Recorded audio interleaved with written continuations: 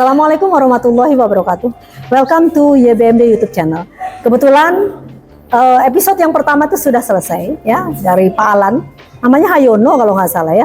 Nah sekarang nih ada tamu kita satu lagi. Ini spesial nih, lihat nih. Beliau orang yang gagah, lihat kumisnya aja udah serem gitu loh. Tapi jangan salah loh, tampangnya ya kelihatan serem. Mana tahu hatinya lembut ya kan. Baiklah pemirsa, kita akan lanjutkan The Real Story of Malafari. Saat ini, hari ini adalah berkenalan dengan seorang bapak yang luar biasa juga. Kemudian dengan, meskipun jangan lihat tampangnya katanya, lihat hatinya ya kan. Belahlah dadaku. Baiklah, dengan Pak Ahmad Hidayat kalau tidak salah. Mari kita berkenalan dan kita tahu apa sih, bagaimana sih kehidupan dia setelah hijrah menjadi ke dalam agama Allah. Baiklah, Assalamualaikum. Waalaikumsalam warahmatullahi wabarakatuh. Nah, silahkan perkenalkan diri nih sama pemirsa YBMD. Assalamualaikum YBMD.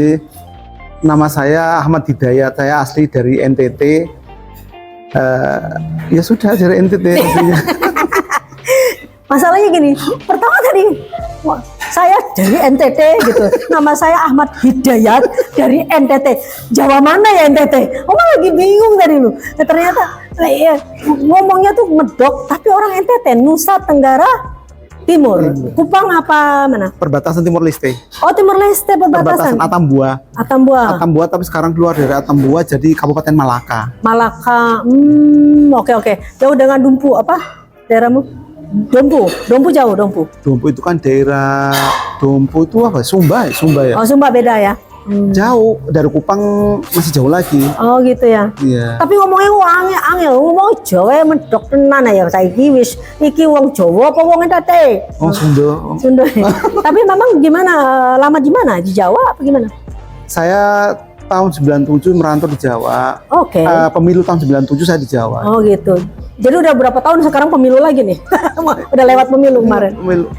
Dari itu tadi 97 saya 97 ya. 1997 oke. Iya, 97 di Jawa Tengah. Setelah masuk Islam kan, Tunggu dulu, jangan masuk Islam aja belum. Makanya saya sampai sana. Ya datang ke Jawa nih. Ya kan, beragama?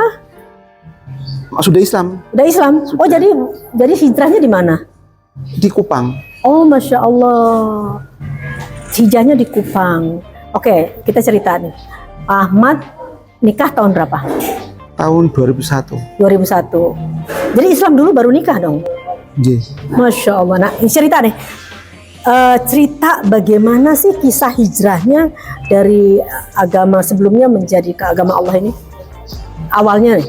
Saya itu dari kelas 4 SD kan udah nggak sekolah. Oh, oke. Merantau ikut orang Bugis. Orang Bugis. Orang tua kemana? Orang tua di kampung, karena kita susah kan dari SD nggak sekolah, nggak boleh sekolah, mama nggak boleh sekolah, ke gereja juga nggak boleh. Akhirnya saya ikut orang Bugis. Disitulah rumah yang saya kerja itu buat ngaji anak-anak kecil-kecil itu. Oh, oke. Orang Bugis tuh. Ya, iya, siap. Terus? Karena di sana nggak ada tempat untuk mengaji, ngajinya di rumah. Lama-lama saya juga bingung, ini anak-anak ngapain setiap hari di rumah itu. Kok bawa buku, tapi nggak kayak buku yang dulu saya baca di sekolah kan gitu. Akhirnya saya tanya sama anaknya, bos ini kamu ini lagi ngapain kayak di sekolah, bukan sekolah gitu. Oh kami mengaji. Apa itu mengaji? Saya bilang gitu. Kami orang Islam harus mengaji.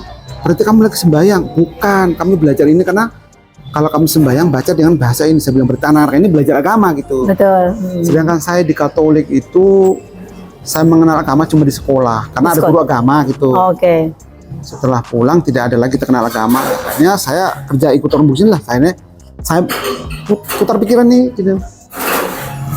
Lama kelamaan setiap hari saya lihat mereka ini ngaji, terus tertarik sama pada sholat itu. Terus apa ya? Setiap hari kalau bosnya kalau sholat itu saya pura-pura ke dapur mau ambil minum atau ambil sapu, biar saya tuh yang ngelirik nggak berani lihat karena saya takut kan. Saya berani, oh ini lagi sembahyang ini bos. Emang takut kenapa? Orang sholat emang nakutin apa? Oh tidak, memang saya takut dengan agama dulu. Oh, takut dengan agama dalam arti kan kita nggak boleh main-main dengan agama gitu. Oh begitu, bagus. Nah, berarti maksudnya prinsipnya ya saya Katolik ya Katolik gitu lah ya. Itu dia gitu. Sama kelamaan dari pergaulan pun saya udah milih-milih itu. Dekat sama orang Islam, ya antara enak nggak enak karena saya lain agama, mereka lain agama gitu. Betul. Tapi pas cerita masalah agama, Di situ kita bertiga, mereka berdua masalah agama, saya bikin ini. Coba saya satu agama dengan mereka, mungkin saya masuk dalam cerita ini gitu. Dari situ. Hari-hari saya mikir terus, besok kalau saya dewasa kemana arah saya gitu. Gereja tuh nggak pernah masuk, terus itu. Akhirnya singkat cerita saya diajak merantau di Kota Kupang gitu. Sama beliau ya, sama seorang Bugis deh. Lain lagi, lain lagi? saya ikut orang lain lagi tuh. Karena saya itu kerja tuh direbut sama mereka dalam arti kamu ke sini karena memang saya kerja tuh ada kerjaannya kerja gitu kayak gitu. Itu usia berapa? Ya itu tadi SD tadi. 4. Kalau ya, kelas 4 itu berarti zaman dulu kita sekolah itu kan dari sini gitu ya. Nah, gini, kalau belum nyampe nggak sekolah, ya, Pak. betul itu. Jadi umur sudah besar juga masih ini. Saya mungkin sekolah itu mungkin sekitar umur 10 tahunan, saya lari ke sekolah sendiri, daftar nggak ada yang daftarin, saya ke sekolah sendiri. Insya Allah mandiri banget ini Bapak ini ya. ini anak tapi nggak ada emak, nggak ada bapak, tapi ada cuma kasih hebat nih, merantau sendiri. Nah itu dia, saya merantau terusan sampai Kupang, saya lebih bingung lagi. Saya tinggal sama orang tapi saya tidak pernah keluar juga. Hari-hari saya cuma lihat orang lewat di pinggir jalan yang riwa-riwa mobil ini. Tapi saya setiap malam kalau mau tidur itu berdoa. Cuma saya berdoa saja. Percuma juga saya nggak pernah ke gereja. Kalau saya masuk Islam mungkin ada yang mendidik saya di Islam. Allah Azza wa Jalla, itulah hidayah. Sebetulnya itu suatu hidayah. Hidayah Allah itu adalah Allah melembutkan hati seseorang. Bukan kita yang melembutkan hati orang tersebut, tapi Allah yang melembutkan hati seseorang dan dia mencerna dengan pikirannya. Bagaimana dengan akal yang sehat, dia akan berkata, tadi kata-katanya tercetus itu sebetulnya karena itu adalah hidayah Allah yang sudah dalam hatinya. Lanjut, silakan. Nah, setelah itu tahun 90 saya keluar dari ibu yang tadi saya tinggal ini. Saya ikut lagi orang Bugis lagi ini. Ikut lagi orang Bugis lagi. Di situ berarti saya kerja udah di luar, jual kue keliling itu. Jadi saya keliling tapi saya lebih senang jualan di sekolah-sekolah Islam. Sekolah Islam saya lebih diam di situ karena saya senang mereka pakai jilbab sama ini baju-baju panjang tuh anak sekolah itu. Saya hari mikir bagaimana ya saya bisa masuk Islam ini, dengan apa caranya gitu. Yang memberatkan saya di Islam itu dulu puasanya. Puasa, betul. Puasa itu berat sekali. Kalau untuk makan daging babi itu saya kalau makan muntah darah. Dari keluarga saya dari kecil itu muntah darah. Jadi tunggu apa lagi orang saya makan daging babi juga itu ya ibarat musuh saya lah itu doh. Ini berat sekali ini puasa ini. Daging babi kenapa sih kalau orang Islam ada yang Oma kenapa sih kalau orang Islam nggak boleh makan daging babi? Kalau zaman dulu, pada prinsipnya kan babi itu kotor, jorok. Tapi kan di Eropa babinya udah bersih, mandiin segala macam, Oma. Kan beda dengan babi-babi yang dulu. Sesungguhnya bukan itu. Allah menciptakan babi itu sebetulnya hanya satu binatang yang DNA-nya persis sama dengan manusia, itu hanya babi. Meskipun monyet yang kita sama kayak kita, yang dibilang teori Darwin tuh, kita katanya asal dari monyet, agak kali ya. Tetapi ternyata babi itulah yang sama DNA dan kita. Makanya larangan Allah tuh keras di situ. Kalau kita pengen tahu rasanya daging babi, ya makan seperti makan daging temannya sendiri. Itu rasanya persis dengan daging. Dan daging babi daging yang terenak di dunia. Dan satu, kita kalau punya anak melarang nggak? Jangan ini, lakukan ini. Kalau kita melarang anak kita tahu bahwa itu tidak baik. Begitu juga Allah. Kalau kita dilarang Allah tidak memakan makanan yang haram, contohnya babi, alkohol dan sebagainya, itu tidak baik untuk kita. Ya sudah, ya kita harus nurut dengan itu. Sama dengan kita menyuruh anak kita untuk tidak melakukan hal yang tidak baik. Jelas sih pasti ada alasannya, tentu alasannya nyata. DNA-nya sama dengan manusia. Nauzubillah min zalik. Yang kedua juga banyak penyakit yang ada di dalam tubuhnya. Dan babi itu mempunyai kebiasaan bersetubuh dengan siapa saja, dengan anaknya, dengan emaknya, dengan mbak. Itu semua tidak manusiawi sama sekali. Sifat-sifat babi yang serakah, rakus dan sebagainya, makan kotorannya dimakan sendiri dan sebagainya, itu tidak ingin kita akan seperti itu nanti. Jadi ini suatu contoh, dan banyak penyakit. Kalau muntah darah mungkin dia tidak terima karena memang udah Islam. Hatinya sudah kolbunya. Emang dari kecil saya dari kecil sekali. Ya mungkin saya awal mula mungkin mau mendapatkan hidayah itu dari saya kecil. Saya sering dengar radio itu ada azan maghrib itu. Allah Akbar. Jadi saya pulang dari main, kita tinggal di kampung tapi tinggalnya di kebun itu. Pulang dari kampung tuh lewat salah satu kebun yang ada yang punya radio sendiri gitu. Tiduran di kebun? Enggak, saya nungguin biar adzan ini selesai dulu, biar Oh, adzan. padahal sudah gelap, kita lewat hutan lagi gituan, pulang ke kebun tuh. Dari situ saya senang dengan adzan itu, kok bagus sekali orang Islam kalau sembahyang gitu, itu aja. Jadi ada ketertarikan bagaimana Mungkin dari TK ibadahnya dari 5 tahun Islam. lah gitu deh itu. Jadi kalau mendengar azan terasa hati itu Senang, gimana? Senang ya? senang itu ya. Ada rasa sedih tapi senang ya? Iya, bener itu. Itu hidayah itu Saya namanya. tadi ikut orang Bugis tadi, Rancak Kota Kupang tadi, ikut orang Bugis yang saya bilang sudah jual kue keliling, berarti sudah keliling kemana-mana. Di mana kalau setiap hari Jumat saya pasti sembunyi di belakang masjid. Oh begitu, ngapain tuh sembunyi dia bilang? Karena agak sedih. Nah ini luar biasa nih. Jadi selalu sembunyi. Kenapa ya? saya bilang? Iya. Karena saya susah untuk diterima di Islam dulu. Iya. Insya Allah. La ilaha illallah Muhammad Rasulullah ya. Insya Allah. Setiap orang Islam yang saya deketin untuk Ya. saya ngerayu untuk Islam tuh, tapi jawabannya disepelekan. Maksudnya kan begitu. disepelekan tuh, saya paham mereka bukan sepelekan saya, tapi karena saya masih anak-anak, mereka memang tidak usah kamu jualan aja, nggak usah mikir yang aneh-aneh. Kamu nggak bakal kuat di Islam itu. Karena saya ini saya bilang bagaimana cara untuk masuk Islam tuh tidak bisa kamu kan, jawabnya itu disepelekan itu. Ternyata saya juga mungkin itu tadi saya nggak langsung nyemplung di Islam langsung itu, karena saya masih mikir puasanya ini tadi.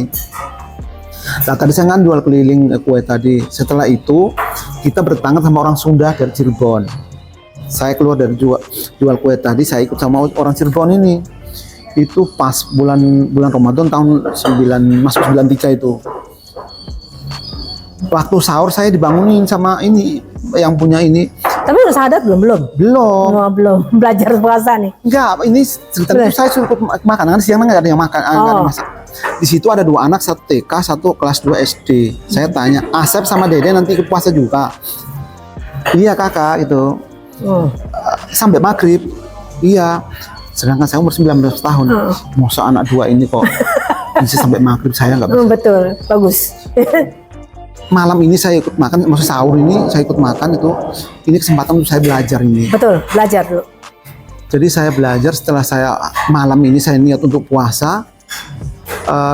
Saya jualan keliling, soalnya jual kantong plastik itu kelilingnya, ada jalan kaki lah kemana-mana. Pokoknya Kota Kupang saya kelilingnya di gitu. Pas jam 12 siang itu saya lapar, masih bisa tahan. Minum ini yang saya nggak tahan. Saya membekalnya roti sama air putih ini. Sampai di saya saya diam di pohon bidara itu di samping El Tari itu. Itu saya mau minum tuh, buat apa sih puasa ini, orang saya bukan orang Islam gitu. Di sisi lain bilang kan katanya masuk Islamnya belajar puasa dulu. Masa bodoh lah. Saya angkat mau minum air ini, ternyata matahari sudah tinggi. Mata saya lihat kenapa nggak dari pagi saya makan, kok siang-siang saya mau batal puasaku. Tak terusin lagi gitu. Akhirnya nggak jadi minum tuh tadi, tak tutup lagi minumnya. Iya juga ya, kalau saya batalin sayang, ini kan mau belajar itu. Pokoknya ujiannya berat. Sampai sore, wes masa bodoh dengan puasa ini, buat apa saya mau puasa itu? Nggak perlu lah gitu, saya bukan orang Islam. Saya mau minum, matahari udah mau turun. Waduh sayang sekali mau maghrib ini, terus tak tahan deh. Tak tahan, alhamdulillah sampai maghrib, tapi sudah nggak saya makan makanan yang saya bawa ini, saya pergi ke warung-warung ini. Mau makan tanya dulu ini Mama, mohon maaf ini yang jual orang Jawa, orang Bugis itu.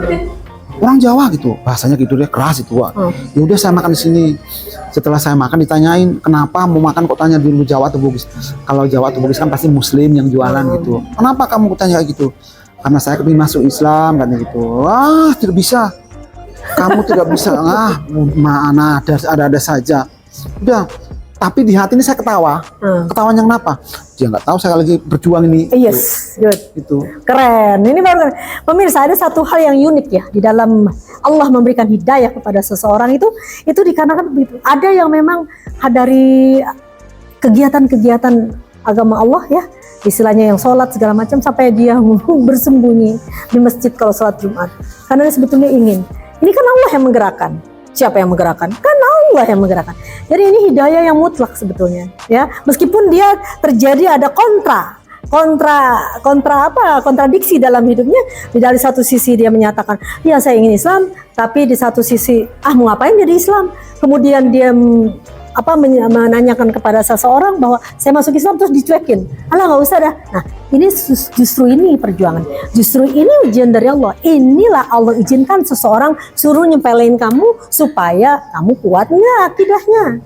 Kamu akan sungguh-sungguh nggak di jalan Allah. Inilah bagus. Nah sekarang buktinya beliau sudah menjadi istiqomah menjalankan agama Islam. Top. Masya Allah, tabarakallah. Nikmatnya Islam. Masya Allah. Terus lanjut. Setelah itu ternyata hari pertama kan saya lulus dari puasa ini, tak terusin lagi. Alhamdulillah sampai 1 bulan full, puasanya full.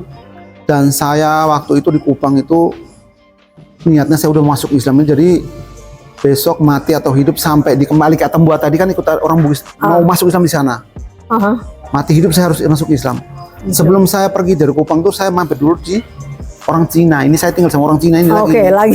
Karena merantau deh, bolak-balik ya kemana aja. Tinggal di orang Cina ini cuma 1 hari karena gini, karena kita kerja ini di sana namanya anak buah itu makan di dalam. Kalau saya makan di dalam otomatis sewaktu-waktu daging babi dihidangkan di depan saya. Betul. Nggak bisa pokoknya. Saya balik lagi ke Atambua, tapi nggak jadi. Alhamdulillah ini saya tinggal sama orang Garut lagi nih. Oh Masya Allah. Namanya bisa Hidayat ini. Oh. Nah ikut orang Garut itu. Saya tinggal di situ. Ada 2 atau 3 mingguan terus nama saya diganti Hidayat itu. Marcel, namanya Marcel kan itu. Marcel, mau nggak nama kamu diganti Hidayat? Saya bilang jangan, tapi senang ini. Senangnya bukan mainin nama Islam ini pasti ini gitu. Karena mereka lihat dari tingkah laku saya itu kan berbeda dengan Almaty ya. Mungkin kayak tubuhnya ada di Kristen tapi hatinya orangnya udah di Islam itu. Casingnya dia Katolik tapi jiwa raganya ya Masya Allah Islam. Dari situ setiap malam itu kan kita tidur di kontrakan kan di mana aja di sini boleh. Nah di sini si bapak Om Jaja ini saya panggil Om karena mereka tertua saya gitu ya. Ngaji terus di samping saya ini. Mengaji ini saya ingat lagi sama anak kecil tadi Bugis tadi dia bilang, Om kenapa setiap malam mengaji terus? Saya bilang gitu. Ya harus mengaji terus kalau nggak bisa bagaimana? Ya nggak bisa belajar. Kenapa sih kita belajar susah-susah begini gitu? Karena kita sembahyang siapapun bahasanya di dunia ini kalau dia Islam sama sholatnya dengan bahasa ini. Emang Dayat mau gitu. Karena saya tidak mau nunggu lagi namanya pertanyaan saya nggak bisa nawarin diri. Kebetulan ditawarin. Mau gitu. Masya Allah. Akhirnya kun fayakun. Alhamdulillah. Finally, inilah jadi perjuangan seseorang yang hijrah ke dalam agama Allah ya kan. Kalau memang mutlak hidayah ini begini. Dia makan nanya ke orang mau masuk Islam disepelekan, ngapain masuk Islam? Gak gampang Islam. Tapi kalau si hidayah Allah tidak ada yang bisa menghalangi. Malahan jadi dayung bersambut ya, mencari seseorang yang membimbing. Kemudian ada orang yang soleh justru membimbingnya. Inilah yang disebut dengan rezeki yang luar biasa. Ya rezeki yang paling tertinggi di muka bumi ini itu adalah kita beragama Islam. Insya Allah, amin. Akhirnya bersahadat ya. Dan waktu itu loh sebelum masuk Islam kan saya nggak mungkin masuk Islam di rumah yang tempat saya puasa tadi karena saya lihat dari mereka ibadahnya kurang. Ini pasti saya cuma masuk Islam nggak dapat apa-apa di sini, maksudnya dalam arti nggak dapat pencerahan itu. Betul. Kebetulan tinggal sama orang Sunda ini, mereka 12 orang dalam rumah. Saya mencuri dari kegiatan mereka tuh sholat tahajud, sholat duha, kerjaan berat, kerja gorden itu berat sekali tuh. Ini akan menjadi motivasi buat saya ini. Alhamdulillah situ ditawarin tadi, emang Dayat mau? Saya bilang mau Om. Itu di situ langsung disuruh baca 2 kalimat syahadat. Emang saya bacanya benar, fasih dan lurus. Langsung dibilang gini, kamu sudah sah menjadi Islam, orang Muslim. Dari malam itu terus saya nggak bisa tidur hari-hari nih. Ada sedikit kesombongan dalam arti yang menolak-nolak di luar itu. Lihat tuh nolak nih, lihat udah Islam. Boleh. Yang menolak saya di luar itu nggak berkutik dalam arti saya udah tembus di Islam. Masya Allah. Terus rasanya saya mungkin di saat itu saya paling bahagia hidupnya di antara anak muda itu. Lagi, ulangi kata-kata. Saya di saat itu saya paling namanya bahagia terbahagia itu di masa itu saya anak muda yang paling bahagia itu. Saya betul. Karena saya diterima di Islam tuh rasanya tuh merinding saya waktu itu. Karena susah Oma. Saya ke sana kemarin nyawarin diri untuk masuk Islam tuh semua orang ini menolak. Mati sepelekan itu. Setelah masuk Islam itu rasa-rasa sombong itu ada. Sombong itu apa ya? Saya sombong, bukan sombong apa, karena mereka tidak berkutik lagi untuk menolak saya di Islam tuh. Jadi di mana-mana saya bebas bergaul dengan orang muslim siapa saja gitu. Saya muslim loh, saya udah mualaf. Alhamdulillah gitu. Masya Allah. Dari situ setelah saya masuk Islam 6 bulan kemudian saya pulang kampung. Oke. Saya pulang kampung, saya sampai di rumah itu sudah mau masuk maghrib karena saya belum sholat asar di perjalanan ini. Saya bilang, Mak, di mana ada air, Mak? Itu di situ ada sumur. Terus saya wudhu di sumur itu. Saya sholat di depan banyak orang karena kita kalau merantau itu pasti pulang banyak yang datang di rumah gitu. Bos datang. Sudah. Saya sholat di situ. Setelah saya sholat, Mak, saya tuh sudah masuk Islam. Sudah tahu kamu sembahyangnya nggak kayak Katolik. Gitu. Mamanya bagus banget. Tuh, mama itu. Terus sudah. Tapi mama, orang tua itu ibu tuh tidak ada mempertanyakan atau orang ayah mempertanyakan nggak? Kalau bapak itu meninggalnya saya masih kecil, itu makanya saya itu keluar dari sekolah itu. Terus mama tuh nggak tanya apa-apa karena mama itu juga tidak pernah ke gereja. Orang saya di sekolah ke gereja nggak boleh, pakaian direndam di air. Di gereja ada apa? Mau kalau ada uang mama mau ke sana tuh. Gitu deh. Maaf. Mau ngapain? Mau ngapain ke gereja? Bukan menjelekkan agama-agama ini ya sebelumnya itu ya. Saya bilang ke gereja mama itu, kita namanya anak-anak kan senang ke gereja kan gitu. Udah nggak jadi. Emang ke gereja itu emang harus dapat uang kan? Maksudnya mama itu lebih baik kamu jaga adik-adik kamu, biar mama cari nafkah di kebun gitu. Biar jadi mama kalau ya harus cari nafkah, kalau ke gereja berarti nggak pergi cari nafkah. Nah, itu nggak ada uangnya begitu, jangan salah paham ya. Nggak jaga adik-adik kamu gitu. Ya sudah saya ini. Tapi kalau mama pergi ke kebun itu sudah siang, saya berusaha untuk ke gereja karena saya memang anak sekolah yang kita tidak ke gereja nanti besok dapat denda di sekolah bawa kayu bakar ke guru rumahnya guru gitu. Emang sekolahnya Katolik ya? Katolik dulu. Iya, Santo Yosef bukan? Enggak kalau di sini saya di timur sana. Santo Yosef di Bali. Iya, kalau di sana itu namanya paroki kalau di desa-desa ya itu. Jadi sudah itu setelah masuk Islam itu saya pulang rumah dari hari ke hari senang terus dalam arti itu di situ kamu sudah menjadi orang Islam terus jaga wudhumu. Kalau zaman dulu itu saya pakai celana panjang malu. Malunya kenapa? Harus orang yang punya yang pakai celana panjang. Oh gitu. Jadi saya pakai celana pendek. Saya jualan ini ke belanja di toko ini. Mungkin kalau saya wudhu dari sholat zuhur sampai isya saya belum mandi, belum saya batal wudhu karena suruh jaga wudhu tadi. Tapi nggak kentut kan? Ini aja. Kalau ada perempuan yang masuk dalam kita kan ada angkutan ini. Melungkar kayak bacon itu loh bulat biar nggak ada yang menyentuh saya itu. Biar nggak batal wudhunya gitu. Alhamdulillah. Tapi kan nggak ngantuk juga nggak tidur. Enggak, insya Allah karena memang tahu pelan-pelan. Ya, menjaga wudhu ya. Saking susah air apa gimana? Bukan saking susah, memang saya nggak mau batalin wudhu dulu kalau saya masih bisa gitu. Oh betul, bagus gitu. bagus. Ini prinsip, masya Allah, hamba yang tidak punya batal wudhu itu luar biasa. Memang para ulama kita juga senang berwudhu. Saya ada satu ustadz nih, ya, Ustadz Wayan Nasrul Huda ya. Assalamualaikum Ustadz. Saya melihat ustadz tuh begitu. Ustadz datang berwudhu. Kemudian kita acara, udah nih mau pulang nih, mau pergi, belum sholat. Ustaz bilang, Oma, mohon maaf ikut ke kamar mandi, berwudu lagi. Wah hebat bener, dia menjaga wudunya ya Ustaz. Assalamualaikum Ustaz, mohon doanya untuk YBMD ya. Nah, itu Ustaz Wayan Nasruda begitu, dia menjaga sekali. Kalau pas di rumah saya, pas ada acara dia bolak-balik ambil wudu gitu. Jadi dalam artian ya itu memang bagus tuh, kita harus ikutin juga ya. Habis ini kita berwudu ya Bang untuk sholat maghrib nanti. Terus gimana nih, lanjut? Setelah itu kan masuk tahun 97 terus saya merantau ke Jawa. Tujuan saya ke Jawa itu saya kepingin mendalam agama Islam tuh, supaya saya menyebarkan agama Islam di desa saya ceritanya ini. Ceritanya mau jadi ustadz nih, keren. Lah itu dia, tapi ya gagal itu. Gagal tuh. Ustadz gagal. Karena akhirnya saya saya keluar dari pesantren karena uang makan yang dari Kupang tadi ini udah mulai tipis, mulai habis tuh. Itu saya harus bagaimana ini, terus saya minta sama jadi masuk pesantren ya? Masuk pesantren di Jawa, di mana tuh? Jawa Tengah, Jepara tadi. Oh Jepara. Sempat di Demak terus pindah ke Jepara gitu. Itu usia berapa? Usia 24 tahun. Belum nikah? Belum. Terus setelah saya keluar dari pesantren terus kerja di rumah makan Padang tadi.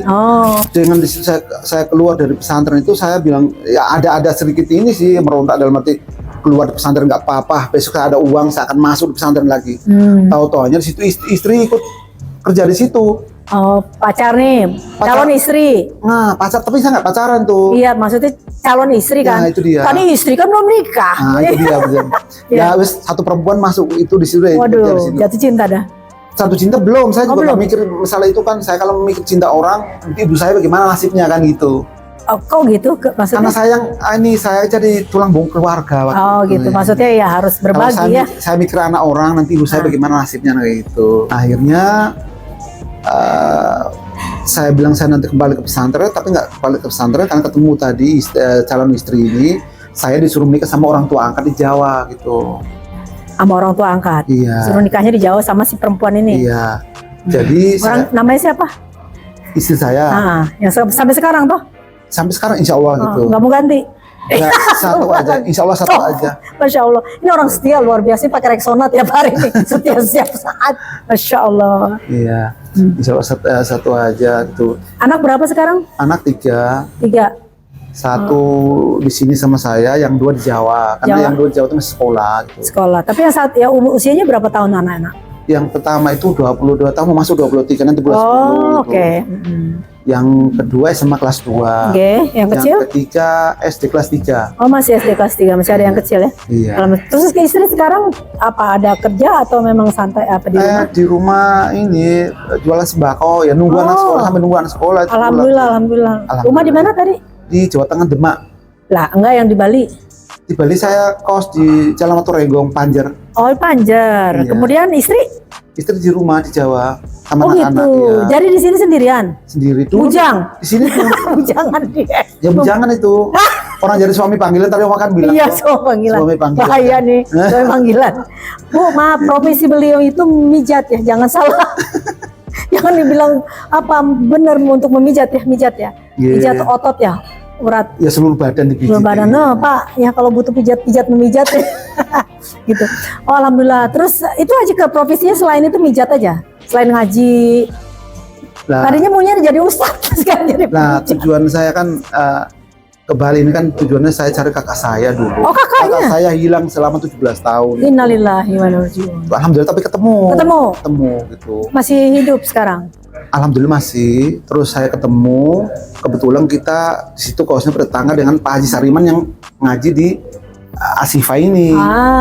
Dia tanya sama saya, dari mana Mas aslinya? Saya bilang, saya dari timur, tapi saya tinggalnya di Jawa Tengah. Itu tapi Muslimnya, oh iya Muslim Pak, tapi saya bisanya cuma sholat sama puasa. Saya belum bisa mengaji. Ikut saya ngaji aja gitu. Nah, ikut saya ngaji pun saya ini juga harus milih-milih tempat ngaji juga gitu, nggak asal main kita nyemplung aja yang aja kan gitu ya. Ya sama ngaji bagus lah gitu ya. Tapi ya alhamdulillah memang sesuai ajaran yang di Jawa gitu. Amin. Karena saya ikut ngaji di Asifa itu. Alhamdulillah ya. Dari tidak bisa baca Al-Quran, saya mintanya sama Pak Haji Wahid. Pak Haji Wahid, Pak, kalau bisa dari nol ngajinya. Tidak usah, Pak Haji Wahid kan sudah bisa apa namanya? Udah Iqra berapa dulu pertama? Belum baca apa-apa. Orang saya 1 bulan aja di pesantren tadi keluar itu.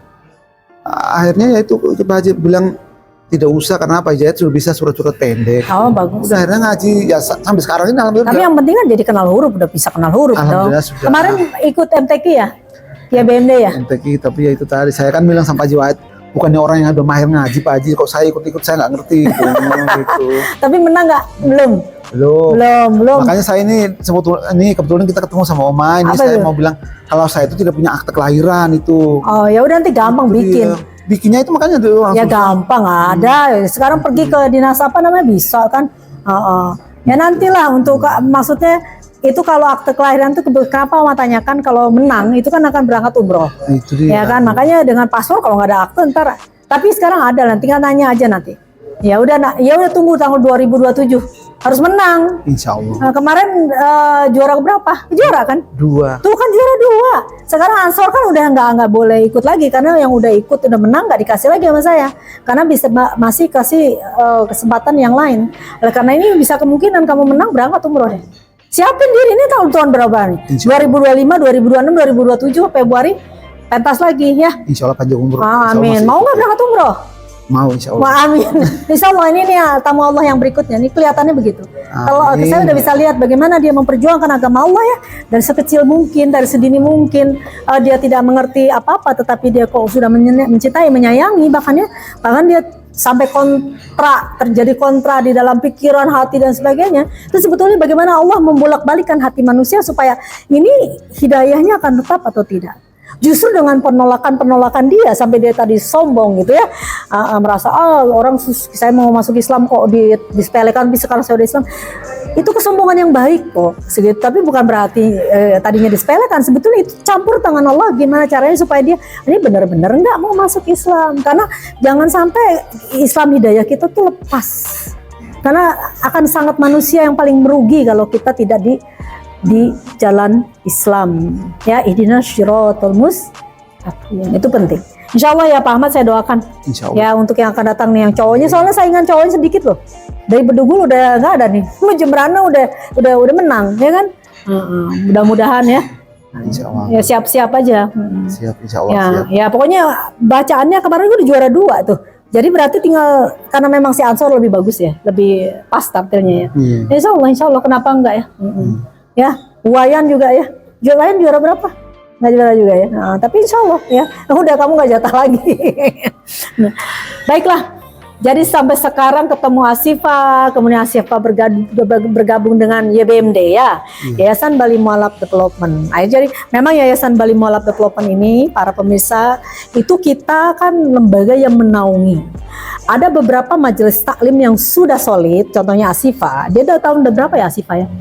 Untuk ngurusin para mualaf ya. Saya masuknya tahun 2013 soalnya saya rasa sudah ya puluhan tahun ya, entah 20 tahun ya, entah 10 tahun atau 20 tahun ya, pokoknya sebelum 20 tahun ya. Memang dari yang kecil-kecil, dari muda-muda. Tetapi beliau untuk menjadi yayasan itu belum bisa terwujud. Sampai akhirnya Allah Azza wa Jalla mengirim Yayasan Bali Mualaf Development yang baru lahir, ya kan? Asyifa yang mempunyai mualaf yang banyak dan mualaf yang sudah solid bahkan ya, tapi tidak ternaungi dalam lembaga yang satu sebali. Bisa skopnya hanya untuk internal saja kan, misalkan di Asyifa saja, atau di Denpasar saja. Sedangkan Yayasan Bali Mualaf Development ini mau menaungi seluruh mualaf-mualaf sebali. Nah inilah faedahnya, manfaatnya kami itu mendirikan yayasan ini. Bisa siapa yang mempunyai majelis yang sudah solid majelis ingin gabung dengan Yayasan Bali Mualaf Development dengan senang hati, silahkan hubungi kami ya. Kemudian kita akan lihat bagaimana ada rule and regulationnya dan sebagainya, kita bicarakan lanjut.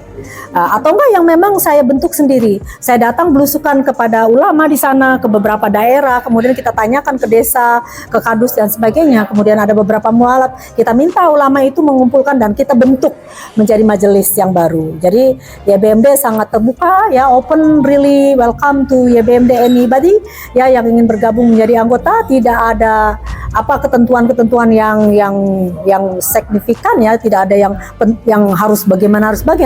Yang paling penting punya niat baik satu. Yuk kita silaturahmi bareng, kita saling menyayangi, mencintai, kita saling mendukung agama Allah, dan yang paling penting adalah ayo kita menebar kasih sayang dan memaafkan, dan sifat kita harus memaafkan. Ya, kemudian jadi mualaf-mualaf yang tangguh, di mana nanti kita saling memberi syafaat baik di dunia maupun nanti di akhirat kelak. Inilah fungsional YBMD, dan barang siapa yang sudah gabung sama YBMD ternyata sudah terbentuk yayasan, dia ingin memisahkan diri dengan senang hati, kami tidak masalah. Ya, tetapi kami punya tetap hubungan baik dengan anak-anak Oma yang di Bedugul contohnya, yang di Jembrana itu tetap adalah anak-anak Oma juga ya. Nanti kita silaturahmi juga, tidak ada masalah. Meskipun bukan lagi anggota YBMD, tetapi dia tetap punya sertifikat atau punya titel mualaf. Bagi saya itu adalah anak-anak Oma juga. Oma tetap sayang dengan mereka, insya Allah. Baik, nah Pak Ahmad, di ujung acara ini ada nggak dengan adanya YBMD, apakah YBMD ini sangat bermanfaatkah atau sangat berfungsi, atau bagaimana rasanya dengan adanya, tadi kan mau masuk Islam segitu peliknya sampai masuk ke dalam tergabung dengan Asyifa, kemudian sekarang udah Asyifa ada Yayasan Bali Mualaf Development. Terus waktu dengar ada Yayasan Bali Mualaf Development, mau Pak Haji Wahid mau gabung tuh gimana menurut Pak? Apa sih gitu? Ada, coba silakan cerita deh.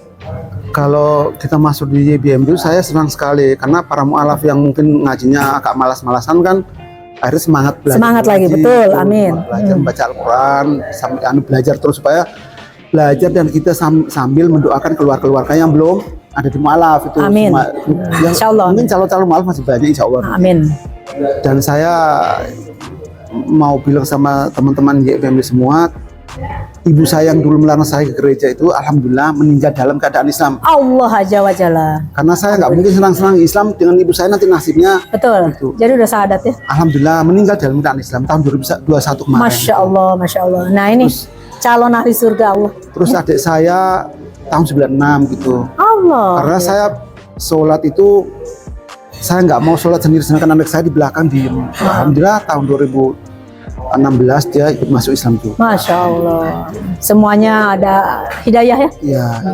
Ya, kita sebagai yang sudah mualaf ini mendoakan keluarga-keluarga itu yang belum, semoga mereka juga dibukakan pintu hidayah buat mereka. Ya, betul. Supaya kita sama-sama melanjutkan agama yang diridhoi Allah. Sesungguhnya agama yang kita panutan dari Nabi Muhammad ini. Iya. Supaya banyak mualaf yang masuk, kalau banyak lah biar masuk Islam ini. Amin, amin, amin. Dan yang jelas kita akan selamat akhiratnya. Itu yang terpenting. Dunia ini fana, Pak. Kita punya kekayaan triliunan, mati kita itu hisapnya banyak. Satu kerudung omannya 25.000 misalkan dihisap loh. Ya, kacamata segala macam. Uang di bank apalagi. Kita boleh kaya. Kita boleh mengumpulkan harta, tapi harta kita bawa mati. Om aja hartanya bawa mati. Saya wakafkan sebelum saya mati. Nah itu penting. Ya, jadi tolong selamatkan keluarga kita. Ya, minta kembali lagi kepada Allah. Allah yang maha membolak-balikan hati manusia. Kita tidak tahu, tetapi Allah maha mengasihi kita. Hanya doa saja. Allah senang loh diminta sama kita. Berkali-kali merintihlah kepada Allah. Jangan merintih dengan manusia. Merintihlah kepada ya Allah. Tetapkan hidayah, bukakanlah hidayah. Karena hidayah itu hak mutlak Allah punya. Jadi tidak ada manusia yang tidak bisa, ya, kecuali Allah yang mengkun fayakunkan. Jadi itu harapan-harapan. Terima kasih banyak. Semoga Allah ridho ya, bapak-bapak, ibu-ibu, para pemirsa YBMD khususnya anggota Yayasan Bali Mualaf Development. Ceritanya Pak Ahmad ini sangat menginspirasi ya. Ingat ya, yang malas-malas nih, mak-mak, bapak-bapak yang malas-malas sholat, malas-malas ngaji nih, beliau lihat. Ya, dari kecil begitu giatnya, getolnya sampai Allah mempertemukan kami. Ini sebagai toladan, sebagai supaya ada charger. Jadi kalau kita udah lowbat dicas, ingat nih. Jadi Yayasan Bali Mualaf Development nih, anggota Oma seluruhnya. Kalau udah mulai males-malesan, buka YouTube ya BMD. Dengarkan semua kisah-kisah para mualaf-mualafah ya. Ingat itu. Jadi itu untuk membuat kita membackup, membuat kita tuh push lagi, membuat kita charge lagi, baterai kita full lagi ya. Kalau kalian ngecas kan 100, kalau Mas 1000 ya. Nah itu bedanya kita ya. Oma selalu semangat, power insya Allah.